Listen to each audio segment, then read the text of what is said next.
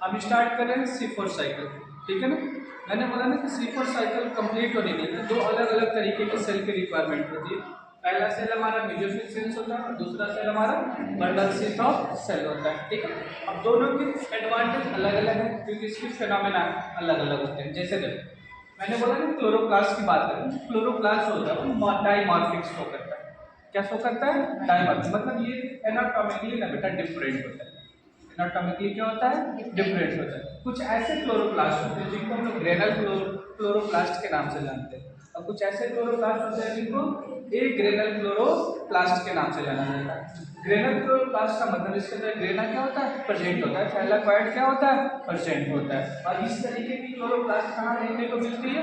Mesophyll cells में, जो आपको क्लास 9 से पढ़ाया जाता है, ठीक है ना। लीफ एनाटॉमी बताया जाता है और उसके अंदर मेसोफिल सेल्स बताया जाता है और उसके अंदर जो भी क्लोरोप्लास्ट बताया जाता है वो सारे के सारे क्लोरोप्लास्ट कैसे होते हैं? ग्रेनल होते हैं। कैसे होता है? ग्रेनल होते हैं। लेकिन एक ग्रेनल क्लोरोप्लास्ट मतलब जिसके अंदर ग्रेना या थैलाकॉइड क्या होता है? एब्सेंट होता है। क्या होता है? एब्सेंट होता है। वो मोस्टली कहाँ देखने को मिलता है? बंडल शीथ के अंदर, ठीक है ना। और यहाँ पे बोला कि C4 साइकिल को पढ़ने से पहले ना आपको दिमाग में बैठाना कि मेसोफिल सेल के अंदर ना जो एंजाइम पाई जाती है ना, इसको हम लोग पेप्केज एंजाइम के नाम से जानते हैं। किसके नाम से? पेप्केज, that is special type of enzyme, ठीक है ना। और बंडल शीथ सेल के अंदर रूबिस्को एंजाइम पाया जाता है। कौन से एंजाइम?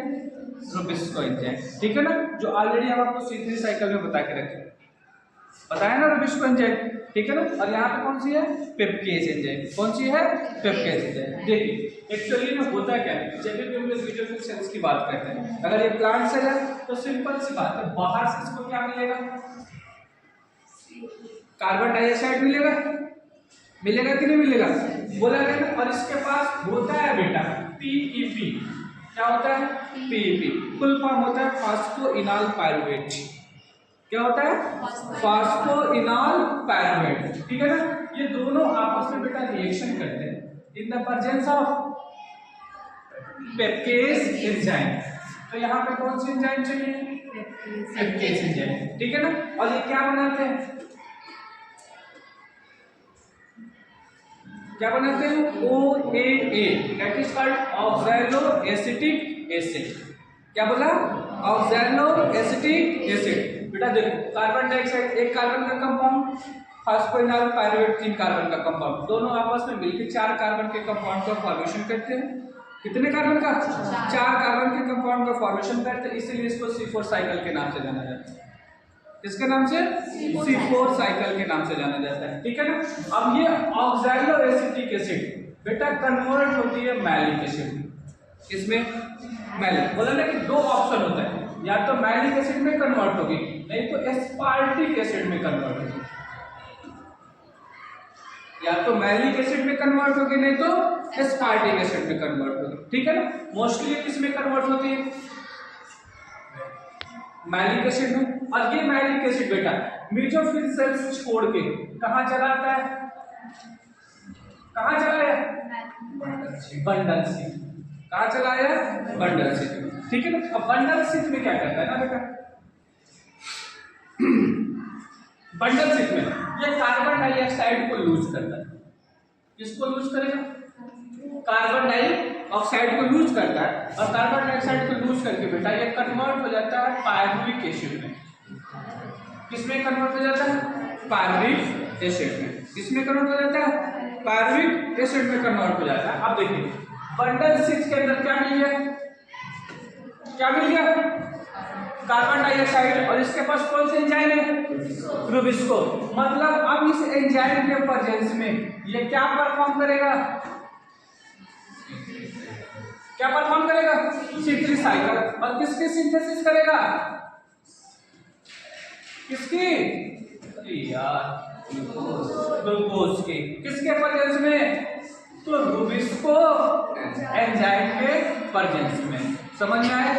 ठीक है ना। अब देखिए ये जो पायरुविक एसिड, ठीक है ना, अब ये यहाँ पे करेगा क्योंकि अब यहाँ पे इसका कोई रोल है नहीं, तो ये फिर से रिटर्न कहाँ चलाता है? कहाँ चलाएगा? मेसोफिल सेल्स में। मतलब पायरुविक एसिड बना कहाँ पे? बंडल शीथ में। और आया कहाँ? आया कहाँ? मेजोफिल सेल्स में आ गया, कोई डाउट नहीं। अब देखिए ये पायरुविक एसिड फर्दर किसमें कन्वर्ट हो जाती है, पीईपी मतलब फास्फोइनॉल पायरुवेट। देखिए पहले क्या है, पायरुविक एसिड, क्या है पायरुविक एसिड, और इसमें क्या जोड़ेंगे तो ये फास्फोइनॉल हो जाएगा, तो फास्फेट ग्रुप। कौन सा जोड़ना है, फास्फेट ग्रुप। और फास्फेट ग्रुप लेने का बस एक ही तरीका है बेटा, कहां से मिलेगा, एटीपी से। इसमें कन्वर्ट करेगा ये एडीपी नहीं एएम, इसको दो फास्फेट की रिक्वायरमेंट होती है, जो दोनों किससे मिल जाता है, एटीपी से मिल जाता है, ठीक है ना। तो एटीपी को एएमपी में कन्वर्ट करके पायरुविक एसिड फर्दर किसमें कन्वर्ट हो जाती है, फास्फोइनॉल पायरुवेट में कन्वर्ट हो जाती है, ठीक है ना। और इस तरीके से इस पूरे साइकिल को किसके नाम से जाना जाता है, C4 साइकिल के नाम से जाना जाता है, ठीक है ना। इसको हैच एंड स्लेक साइकिल के नाम से भी जानते हैं, क्यों, क्योंकि इसकी डिस्कवरी हैच एंड स्लेक नाम के साइंटिस्ट ने किया था, ठीक है ना। सबसे पहले किसमें देखा गया था, तो ग्रामीण फैमिली में देखा गया है, ठीक है ना। ग्रामीण फैमिली में भी किसमें, तो शुगर केन मेज सारगसम के अंदर देखने को मिला, समझ में आ रहा है ना। लेकिन एक्सेप्शन भी याद रखना कि आपको व्हीट एंड राइस में देखने को नहीं मिला, ठीक है ना। ऐसा नहीं कि केवल और केवल ग्रामीण फैमिली का मतलब मोनोकॉट होता है, ग्रामीण फैमिली का मतलब मोस्टली क्या होता है, मोनोकॉट होता है। इसका मतलब ये नहीं कि डाइकाट में नहीं देखने को मिलता है, डाइकाट में भी देखने को मिलता है, क्लियर है।